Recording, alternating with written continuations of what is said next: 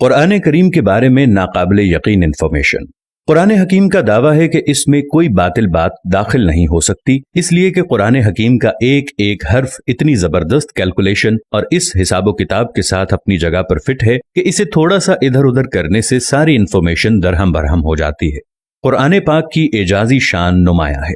اتنی بڑی کتابیں، اتنی باریک کیلکولیشن کا کوئی رائٹر تصور ہی نہیں کر سکتا۔ چند الفاظ بطور نمونہ ہیں، ورنہ قرآن کا ہر لفظ جتنی مرتبہ استعمال ہوا ہے وہ تعداد اور اس کا پورا بیک گراؤنڈ اپنی جگہ خود علم و عرفان کا ایک وسیع جہان ہے۔ دنیا کا لفظ اگر 115 مرتبہ استعمال ہوا ہے تو اس کے مقابل آخرت کا لفظ بھی 115 مرتبہ استعمال ہوا۔ شیاطین و ملائکہ 88 مرتبہ استعمال ہوا۔ موت و حیات 145 مرتبہ استعمال ہوا ہے۔ نفع و فساد 50 دفعہ استعمال ہوا ہے۔ حجر و فصل 108 دفعہ استعمال ہوا۔ کفر و ایمان 25 مرتبہ استعمال ہوا ہے۔ شہر 12 مرتبہ استعمال ہوا ہے، جو کہ شہر کا مطلب مہینہ اور سال میں 12 مہینے ہوتے ہیں، اور یوم کا لفظ 360 مرتبہ استعمال ہوا ہے۔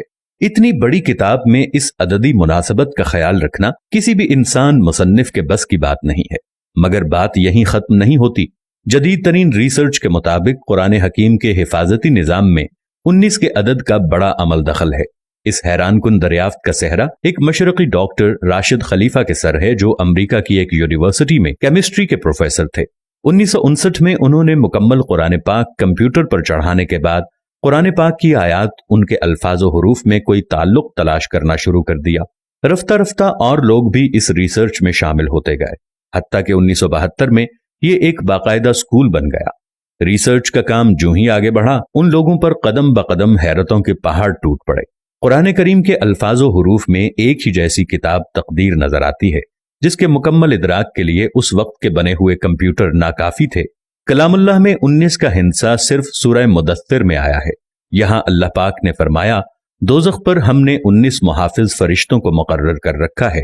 اس میں کیا حکمت ہے یہ تو رب ہی جانے، لیکن اتنا اندازہ ضرور ہو جاتا ہے کہ 19 کے عدد کا تعلق اللہ کے کسی خاص حفاظتی نظام سے ہے۔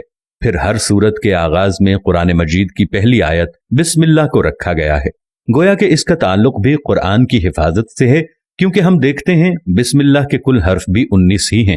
یہ دیکھ کر شدید حیرت ہوتی ہے کہ بسم اللہ میں ترتیب کے ساتھ 4 الفاظ استعمال ہوتے ہیں۔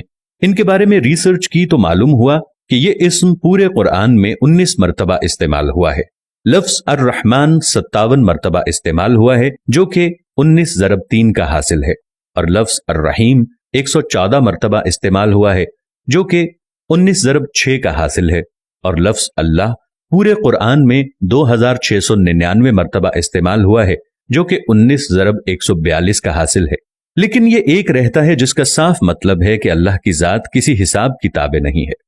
قرآن مجید کی سورتوں کی تعداد بھی 114 ہے، جو کہ 19 ضرب 6 کا حاصل ہے۔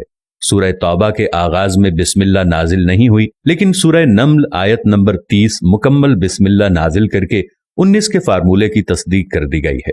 اگر ایسا نہ ہو تو اس حساب سے یہ قاعدہ نہیں بنتا۔ اب آئیے حضور علیہ الصلاۃ والسلام پر اترنے والی پہلی وحی کی طرف۔ یہ سورہ علق کی پہلی 5 آیات ہیں، اور یہیں سے 19 کے حسابی فارمولے کا آغاز ہوتا ہے۔ ان آیات کے کل الفاظ 19 ہیں، اور ان الفاظ کے کل حروف 76 ہیں، جو کہ 19 ضرب 4 کا حاصل ہے۔ لیکن بات یہیں ختم نہیں ہوتی۔ جب سورہ علق کے کل حروف کی گنتی کی گئی تو عقل ورطہ حیرت میں ڈوب گئی کہ اس کے کل حروف 304 ہیں، جو کہ 19 ضرب 4 ضرب 4 کا حاصل ہے۔ اور عقل یہ دیکھ کر حیرت کی اتھاہ گہرائیوں میں مزید جاتی ہے کہ قرآن پاک کی موجودہ ترتیب کے مطابق سورہ علق قرآن پاک کی 96 نمبر سورت ہے۔ اب اگر قرآن کی آخری سورت والناس کی طرف سے گنتی کریں تو اس اخیر کی طرف سے سورہ علق کا 19واں نمبر بنتا ہے۔ اگر قرآن کی ابتدا سے دیکھیں تو اس 96 نمبر سورت سے پہلے 95 سورتیں ہیں، جو ٹھیک 19 ضرب 5 کا حاصل ہے۔ اس سے یہ بھی ثابت ہوتا ہے کہ سورتوں کے آگے پیچھے ترتیب بھی انسانی نہیں بلکہ اللہ تعالیٰ کے حسابی نظام کا ہی ایک حصہ ہے۔ سورہ فاتحہ کے بعد قرآن کریم کی پہلی سورہ البقرہ کی کل آیات 286 ہیں۔ 2 ہٹا دیں تو مکی سورتوں کی تعداد سامنے آ جاتی ہے، اور اگر 6 ہٹا دیں تو مدنی سورتوں کی تعداد سامنے آ جاتی ہے۔ 86 کو 28 کے ساتھ جمع کریں تو کل سورتوں کی تعداد 114 ہے۔ آج جبکہ عقل و خرد کو سائنسی ترقی پر بڑا ناز ہے، یہ قرآن اپنا چیلنج دہراتا ہے۔ حساب دان، سائنسدان، ہر خاص و عام، مومن، کافر سب ہی سوچنے پر مجبور ہیں کہ آج بھی کسی کتاب میں ایسا حسابی نظام ڈالنا انسانی بساط سے باہر ہے۔ طاقتور کمپیوٹر کی مدد سے بھی اس جیسے حسابی نظام کے مطابق ہر چیز کی غلطیوں سے پاک کسی کتاب کی تشریح ناممکن ہوگی، لیکن 1400 سال پہلے تو اس کا تصور ہی محال ہے۔ لہٰذا کوئی بھی صحیح العقل آدمی اس بات کا انکار نہیں کر سکتا کہ قرآن کریم کا حسابی نظام اللہ کا ایسا شاہکار معجزہ ہے جس کا جواب قیامت تک کوئی نہیں ہو سکتا۔ دوستو، چلتے چلتے ہمیشہ کی طرح وہی ایک آخری بات عرض کرتا چلوں کہ اگر کبھی کوئی ویڈیو، قول، واقعہ، کہانی یا تحریر وغیرہ اچھی لگے تو مطالعے کے بعد مزید تھوڑی سی زحمت فرما کر یا دیکھنے کے بعد اپنے دوستوں سے بھی شیئر کر لیا کیجئے۔ یقین کیجئے کہ اس میں بمشکل آپ کا ایک لمحہ صرف ہوگا، لیکن ہو سکتا ہے کہ اس ایک لمحے کی اٹھائی ہوئی تکلیف سے آپ کی شیئر کردہ تحریر یا ویڈیو ہزاروں لوگوں کے لیے سبق آموز ثابت ہو۔ پیارا اسلام کی ٹیم کو اجازت دیجئے، پھر کسی نئے موضوع کے ساتھ حاضر ہوں گے۔ تب تک کے لیے السلام علیکم ورحمۃ اللہ وبرکاتہ۔